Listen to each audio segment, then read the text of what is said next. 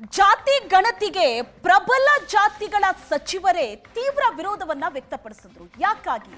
Asianet ಸುವರ್ಣ ನ್ಯೂಸ್ನಲ್ಲಿ ಸಚಿವರ ವಿರೋಧದ inside ಸುದ್ದಿ.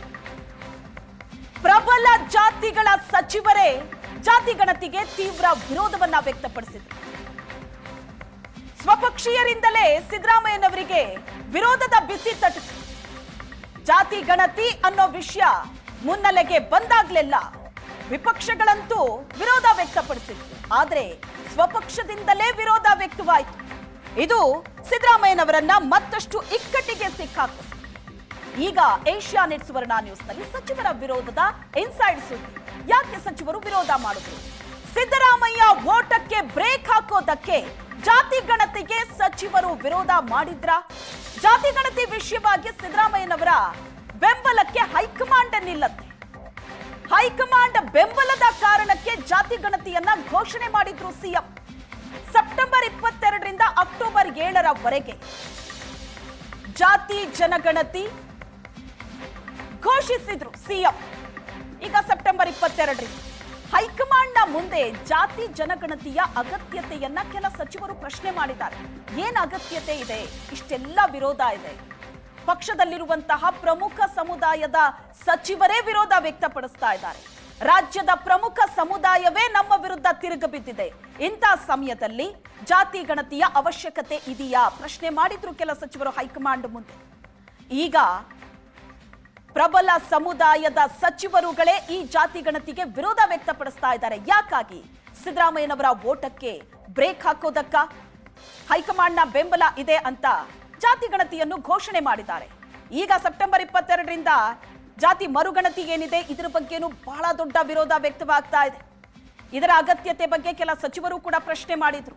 ಈಗ ಜಾತಿ ಗಣತಿಯ ಬಗ್ಗೆ ವಿರೋಧ ಇರೋ ಸಚಿವರೆಲ್ಲ ಒಗ್ಗಟ್ಟಾಗಿ ಇದನ್ನ ವಿರೋಧಿಸ್ತಾ ಇದ್ದಾರೆ.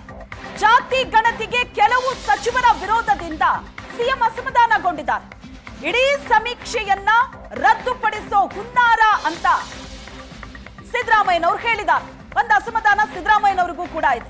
ತನ್ನ ಪಕ್ಷದ ಸಚಿವರುಗಳ ಸಂಪೂರ್ಣ ಬೆಂಬಲ ಇಲ್ಲ ಅನ್ನೋ ಕಾರಣಕ್ಕೆ ವಿರೋಧ ವ್ಯಕ್ತವಾಗ್ತಾ ಇದ್ದಂತೆ ಅಸಮಾಧಾನಗೊಂಡಿದ್ದಾರೆ ಸಿದ್ದರಾಮಯ್ಯನವರು. ಸಚಿವರ ವಿರೋಧವನ್ನ ಗಮನಿಸಿ ಸಂಪುಟ ಸಭೆಯಲ್ಲೇ ಸಿಟ್ಟಾದ್ರು ಸಿಎಂ. ಜಾತಿ ಗಣತಿಯ ಪ್ರಕ್ರಿಯೆಯಲ್ಲಿ ಕೆಲವು ಸಚಿವರು ಬದಲಾವಣೆಯನ್ನ ಬಯಸ್ತಾ ಇಲ್ಲ. ಸಂಪುಟ ಸಭೆಯಲ್ಲಿ ವಿರೋಧ ವ್ಯಕ್ತವಾಗ್ತಾ ಇದ್ದಂತೆ ಸಿದ್ದರಾಮಯ್ಯನವರು ಕೂಡ ಅಸಮಾಧಾನವನ್ನ ವ್ಯಕ್ತಪಡಿಸಿದ್ರು.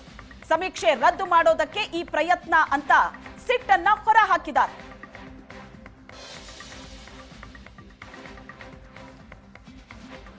ಈ ಬಗ್ಗೆ ಹೆಚ್ಚಿನ ಡೀಟೇಲ್ಸ್ ಅನ್ನ ಕೊಡ್ತಾರೆ ಪೊಲಿಟಿಕಲ್ ಬ್ಯೂರೋ ಹೆಡ್ ಆಗಿರೋ ಆನಂದ್ ಬೈದನ್ ಮನೆ ನಮ್ಮ ಜೊತೆ ಸಂಪರ್ಕದಲ್ಲಿದ್ದಾರೆ. ಆನಂದ್, ಜಾತಿ ಗಣತಿ ಅನ್ನೋ ವಿಷಯ ಬಂದಾಗ್ಲೆಲ್ಲ ಬಹಳ ದೊಡ್ಡ ಜಟಾಪಟಿಗೆ ಕಾರಣ ಆಗಿದೆ. ಒಂದ್ ರೀತಿ ಜಾತಿ ಗಣತಿ ಮಾಡೋದ್ರ ಮೂಲಕ ಜೇನುಗೂಡಿಗೆ ಸಿದ್ದರಾಮಯ್ಯನವರು ಕೈ ಹಾಕಿದ್ದಾರೆ. ಈಗ ವಿರೋಧ ಪಕ್ಷದಿಂದ ವಿರೋಧ ಇದ್ದಿದ್ದೆ, ಆದ್ರೆ ಸ್ವಪಕ್ಷೀಯರಿಂದಲೇ ವಿರೋಧ ವ್ಯಕ್ತವಾಗಿದೆ. ಈ ಎಲ್ಲ ವಿರೋಧದ ನಡುವೆಯೂ ಸೆಪ್ಟೆಂಬರ್ 22 ಮುಹೂರ್ತ ಅಂತೂ ಪಕ್ಕಾ ಅಂತ ಸಿಎಂ ಹೇಳಿದ್ದಾರೆ. ಸೊ ಯಾವ ರೀತಿ ಜಟಾಪಟಿ ಪಕ್ಷದ ಒಳಗಡೆ ನಡೀತಾ ಇದೆ? ಈ ಜಾತಿ ಜನಗಣತಿ ಅಂತಕ್ಕಂಥನ್ನ ಒಪ್ಕೊಳ್ಳಿಕ್ಕೆ ಎಲ್ಲರೂ ಕೂಡ ಸಿದ್ಧ ಇಲ್ಲ. ಸಮಾಜದೊಳಗಿರ್ತಕ್ಕಂಥ ಬೇರೆ ಬೇರೆ ವರ್ಗಗಳು ಬೇರೆ ಬೇರೆ ರೀತಿಯಾಗಿರ್ತಕ್ಕಂಥ ಅಭಿಪ್ರಾಯಗಳನ್ನು ಹೊಂದಿದೆ. ಅದರಲ್ಲೂ ಮುಖ್ಯವಾಗಿ ರಾಜ್ಯದಲ್ಲಿರ್ತಕ್ಕಂಥ ರಾಜಕೀಯ ಪಕ್ಷಗಳಲ್ಲಿರ್ತಕ್ಕಂಥ ನಾಯಕರ ಕೆಲವೊಂದಷ್ಟು ಅಭಿಪ್ರಾಯಗಳ ಹಿನ್ನೆಲೆಯಲ್ಲಿ, ಸಮುದಾಯದಲ್ಲಿರ್ತಕ್ಕಂಥ ಸ್ವಾಮೀಜಿಗಳ ಅಭಿಪ್ರಾಯಕ್ಕೆ ಹಿನ್ನೆಲೆಯಲ್ಲಿ ಕೆಲವೊಂದಷ್ಟು ಗೊಂದಲಗಳು ಉಂಟಾಗಿರ್ತಕ್ಕಂಥ ನಿಶ್ಚಯ. ಯಾಕೆಂತಂದರೆ ಇದು ಎಲ್ಲೋ ಒಂದು ಕಡೆ ಪ್ರತಿಕೂಲವಾದ ಪರಿಣಾಮಗಳನ್ನು ಉಂಟು ಮಾಡಬಹುದು ಅಂತಕ್ಕಂಥ ಚರ್ಚೆಗಳು ಈಗ ಆಲ್ರೆಡಿ ಇರ್ತಕ್ಕಂಥದ್ದು. ಆದರೆ ಜಾತಿ ಜನಗಣತಿಯನ್ನು ಮಾಡಿಯೇ ಸಿದ್ಧ ಅಂತಕ್ಕಂಥ ಅಭಿಪ್ರಾಯವನ್ನು ಮುಖ್ಯಮಂತ್ರಿ ಸಿದ್ದರಾಮಯ್ಯ ಹೇಳ್ತಾ ಇದ್ದಾರೆ. ಯಾಕೆಂತಂದರೆ ಅವರು ಎಲ್ಲೋ ಒಂದು ಕಡೆ ತಮಗಿರ್ತಕ್ಕಂಥ ಅಧಿಕಾರದ ಅವಧಿ ಒಳಗಡೆ ಜಾತಿ ಜನಗಣತಿಯನ್ನು ಮಾಡಬೇಕು ಅಂತಕ್ಕಂಥದ್ದು ಅವರ ತೀರ್ಮಾನ. ಆ ಕಾರಣಕ್ಕಾಗಿ ಎಲ್ಲ ರೀತಿಯ ತಯಾರಿಗಳನ್ನು ಕೂಡ ಈಗಾಗಲೇ ಮಾಡಿದ್ದಾರೆ. ಒಂದು ಹಂತದಲ್ಲಿ ಕಾಂತರಾಜ್ ವರದಿಯ ಆಧಾರದ ಮೇಲೆ ಜಯಪ್ರಕಾಶ್ ಹೆಗಡೆಯವರ ವರದಿಯನ್ನು ಪಡೆದುಕೊಂಡು ಅದನ್ನು ಜಾರಿ ಮಾಡಲಿಕ್ಕೆ ಹೊರಟಾಗ ಅದಕ್ಕೆ ವಿರೋಧ ವ್ಯಕ್ತವಾದಾಗ ಹೈಕಮಾಂಡ್ಲೂ ಕೂಡ ಸಕಾರಾತ್ಮಕವಾದ ಪ್ರತಿಕ್ರಿಯೆಗಳು ಬಂದಿರಲಿಲ್ಲ. ಅದಕ್ಕೆ ಮೂಲ ಕಾರಣ ಅಂತಂದರೆ ಮೇಲ್ವರ್ಗದಿಂದ ಬಂದಿರತಕ್ಕಂಥ ತೀವ್ರತರವಾದಂಥ ವಿರೋಧ ಮತ್ತು ಜಾತಿಯನ್ನು ಸೂಕ್ತವಾಗಿ ಪರಿಗಣಿಸುವಲ್ಲಿ ವಿಫಲ ಆಗಿದೆ ಗಣತಿ ಅಂತಕ್ಕಂಥದ್ದು ಇನ್ನೊಂದು ಆರೋಪ. ಆ ಕಾರಣಕ್ಕಾಗಿ ಅದು ಜಾತಿ ಗಣತಿ ಸರಿಯಾಗಿಲ್ಲ ಅನ್ನೋ ಕಾರಣಕ್ಕಾಗಿ ಅದನ್ನು ಅಂದರೆ ಆ ಹಿಂದಿನ ಜಾತಿ ಗಣತಿಯನ್ನು ಬಿಟ್ಟು ಹೊಸದಾಗಿ ಜಾತಿ ಗಣತಿಯನ್ನು ಮಾಡಬೇಕು ನಿರ್ಧಾರವನ್ನು ಮುಖ್ಯಮಂತ್ರಿ ತೆಗೆದುಕೊಂಡಿದ್ದಾರೆ.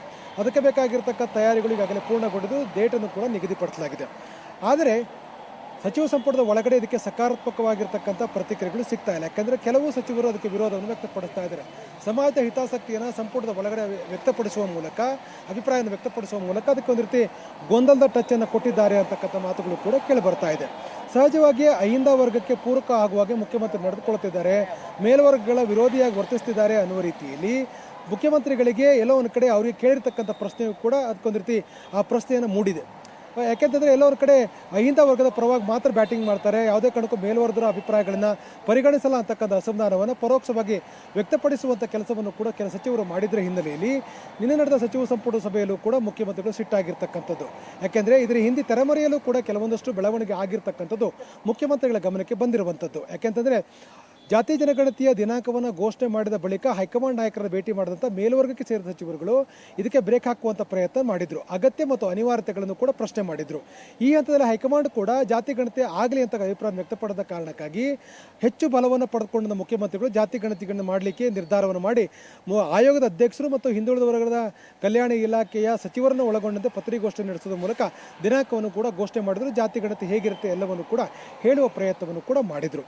ಆದರೆ ಈ ಒಂದು ಬೆಳವಣಿಗೆಯಿಂದ ಬೇಸತ್ತಂತ ಏನು ಹೈಕಮಾಂಡ್ನಿಂದಲೂ ಕೂಡ ಸಕಾರಾತ್ಮಕವಾಗಿ ಪ್ರತಿಕ್ರಿಯೆ ಪಡೆದೇ ಇರತಕ್ಕಂಥ ಕೆಲ ಸಚಿವರುಗಳು ಸಚಿವ ಸಂಪುಟ ಸಭೆಯಲ್ಲಿ ಅಸಮಾಧಾನವನ್ನು, ಆಕ್ಷೇಪವನ್ನು ವ್ಯಕ್ತಪಡಿಸಿದ್ದಾರೆ ಅಂತಕ್ಕಂಥದ್ದು ಮುಖ್ಯಮಂತ್ರಿಗಿರ್ತಕ್ಕಂಥ ಒಂದು ನಿಲುವು. ಆ ಕಾರಣಕ್ಕಾಗಿ ಅವರು ತಮ್ಮ ಅಭಿಪ್ರಾಯವನ್ನು, ತಮ್ಮ ಕೋಪವನ್ನು ವ್ಯಕ್ತಪಡಿಸುವ ಪ್ರಯತ್ನವನ್ನು ಕೂಡ ಮಾಡಿದ್ದಾರೆ. ಆ ಕಾರಣಕ್ಕಾಗಿ ನಿನ್ನ ಸಚಿವ ಸಂಪುಟ ಸಭೆಯಲ್ಲಿ ವಾದ ವಿವಾದಗಳು ಕೂಡ ನಡೆದಿರ್ತಕ್ಕಂಥದ್ದು. ಅಂದರೆ ಮುಖ್ಯಮಂತ್ರಿಗಿರ್ತಕ್ಕಂಥ ಅಭಿಪ್ರಾಯ ಅಂತಂದರೆ ಇದು ಕೇವಲ ಜಾತಿ ಗಣತಿಯಲ್ಲಿರ್ತಕ್ಕಂಥ ಕೆಲವೊಂದಷ್ಟು ಸಮಸ್ಯೆಗಳನ್ನು ಪರಿಹಾರ ಮಾಡೋದಲ್ಲ, ಬದಲಾಗಿ ಇಡೀ ಜಾತಿ ಗಣತಿಗೆ ಬ್ರೇಕ್ ಹಾಕ್ತಕ್ಕಂಥ ಪ್ರಯತ್ನವನ್ನು ಕೆಲ ಸಚಿವರುಗಳು ಮಾಡ್ತಾ ಇದ್ದಾರೆ. ಅದಕ್ಕಾಗಿ ಇವೆಲ್ಲವನ್ನು ಕೂಡ ಎಲ್ಲೋ ಒಂದು ಕಡೆ ಮುಂದಕ್ಕೆ ತರುವಂಥ ಪ್ರಯತ್ನಗಳನ್ನು ಮಾಡ್ತಾ ಇದ್ದಾರೆ ಅಂತಕ್ಕಂಥ ಅಭಿಪ್ರಾಯಕ್ಕೆ ಮುಖ್ಯಮಂತ್ರಿಗಳು ಬಂದಿದ್ದಾರೆ. ಈ ಹಿನ್ನೆಲೆಯಲ್ಲಿ ಮುಖ್ಯಮಂತ್ರಿಗಳ ಅಭಿಪ್ರಾಯಕ್ಕೆ ವಿರುದ್ಧಾತ್ಮಕವಾದಂಥ ನಿಲುವುಗಳು ಸಂಪುಟದಲ್ಲಿ ವ್ಯಕ್ತವಾದಂಥ ಹಿನ್ನೆಲೆಯಲ್ಲಿ ಒಂದು ರೀತಿ ಗೊಂದಲದ ವಾತಾವರಣ ಮುಂದುವರೆದಿರ್ತಕ್ಕಂಥದ್ದು. ಥ್ಯಾಂಕ್ ಯು ಆನಂದ್, ನಿಮ್ಮೆಲ್ಲ ಡೀಟೇಲ್ಸ್ಗೆ.